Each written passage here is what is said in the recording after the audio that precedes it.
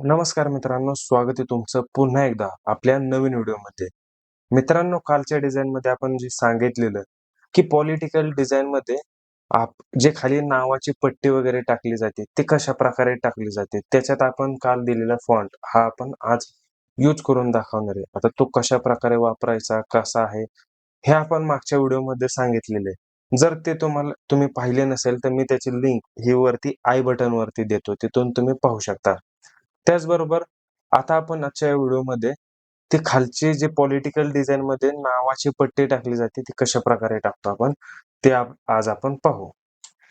तर मित्रांनो, हे आपलं फोटोशॉप ओपन केलेलं आहे आपण. हे तुम्ही बघू शकता, हे अशा प्रकारे आपला फोटोशॉपचा हा इंटरफेस आहे.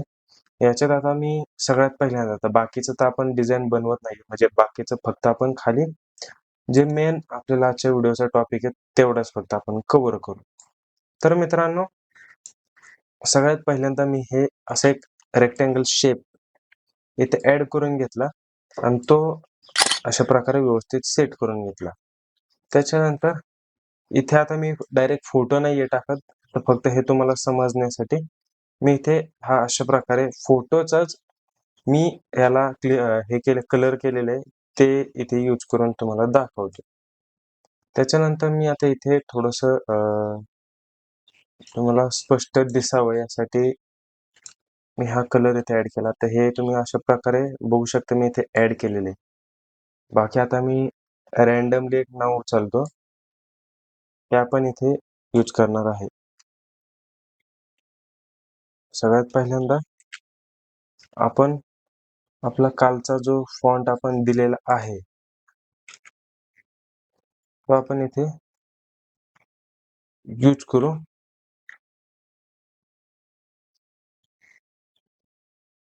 आता मी जस्ट इथे मल्हार पाटील हे अशा प्रकारे नाव टाकणार आहे. आता मी कशाप्रकारे टाकू शकतो? आता मला इथे ह ला ल जोडायचं आहे. थोडंसं मी इथे चेक करून इथे भरपूर असं व्हेरिएशन्स भरपूर पद्धतीने आपल्याला हे दिलेलं असतं. फक्त थोडासा आपला वेळ जातो. थोडंसं चेक करायचं कुठे आहे, काय आहे? ते त्या पद्धतीने आपण नक्कीच टाकू शकतो. आता मी इथे हे बघू शकता, मी इथे टाकून घेतलेलं आहे. बऱ्याचदा बऱ्याच पॉलिटिकल डिझाईन्समध्ये बऱ्याच लोकांच्यात आपण बघू शकतो, की ती कॅलिग्राफी बनवलेली असते, जी आपण हाताने बनवतो. तुम्हाला मी हा सिंपल फॉन्ट दिलेला आहे, त्याच्या माध्यमातून तुमचं काम होतंय. जर तुम्हाला कॅलिग्राफी ड्रॉइंग करता येत नसेल, तर हे तुम्ही नक्कीच वापरू शकता. आता इथे नाव तर झालं टाकून. आता आपल्याला पुढचं आडनाव टाकायचंय, तर ते देखील मी इथे टाकून घेतो. आडनाव पाटील आहे. हे अशा प्रकारे आपण नाव टाकून घेऊ शकतो. आता ल मध्ये भरपूर आपल्याला आकार-उकार, व्हेरिएशन्स असं पाहायला भेटतं.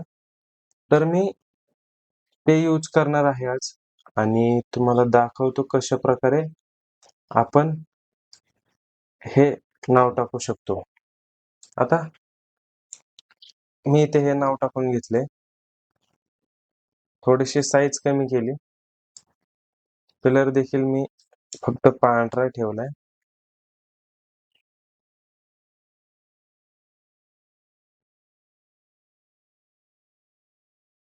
तुम्ही मित्रांनो पॉलिटिकल डिझाईन बनवत असताल तर नक्कीच हे तुमच्यासाठी युजफुल राहणार आहे.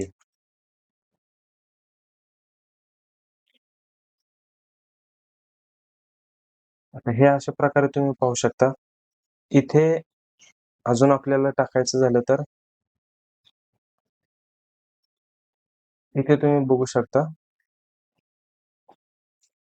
इथे तुम्हाला पॉलिटिकल जो तुमचा लोगो आहे, तो इथे टाकू शकता. त्याच्यानंतर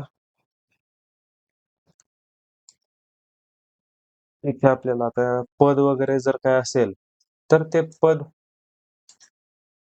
टाकू शकतो किंवा आपण आपलं जे Instagramचं पेज असेल, ते Instagramचं पेज आयडी ते देखील आपण इथे टाकू शकतो. आता इथे आपण जस्ट यांचं Instagramचं पेज आपण नाव टाकून घेऊ. हे अशा प्रकारे टाकल्यानंतर इथे मी जस्ट इथे हे करून सेट करून घेतो आणि तुम्हाला दाखवतो कशा प्रकारे आपण हे करू शकतो. आता हे आपण एकदम सिंपल पद्धतीनं साध्या सोप्या ह्याच्यात हे आपल्याला करता येतं. तुम्हाला हे माहीत असेलच की कशा प्रकारे हे केलं जातं आणि तुम्हाला आता समजलं देखील असेल की आपण कशा प्रकारे हे करू शकतो. आता हे अशा प्रकारे आपण इथे नाव टाकू शकतो. जर त्यांच्याकडे काही अजून पदभार असेल, पॉलिटिकल पदभार जर काय असेल तर नक्कीच इथे आपण टाकू शकतो. अजून इतर कोणते आयडी वगैरे असतील ते इथे 100% आपण टाकू शकतो. आता इथे जर तुम्हाला अजून काही अट्रॅक्टिव्ह किंवा आकर्षक असं वेगळं युनिक काहीतरी करायचं असेल तर नक्कीच तुम्ही हे अशा प्रकारे आयकॉन किंवा लाईन्स वगैरे यूज करून तुम्ही तुमची डिझाइन अट्रॅक्टिव्ह करू शकता. आता माझ्याकडे जस्ट हे हे आहे. मी याचा यूज करून थोडंसं काहीतरी डिझाइन करण्याचा प्रयत्न करतो.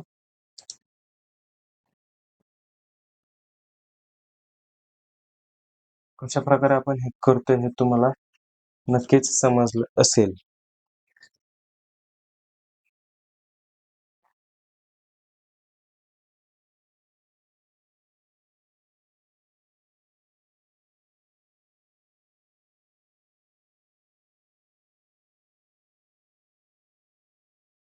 तुम्ही मित्रांनो बघू शकता.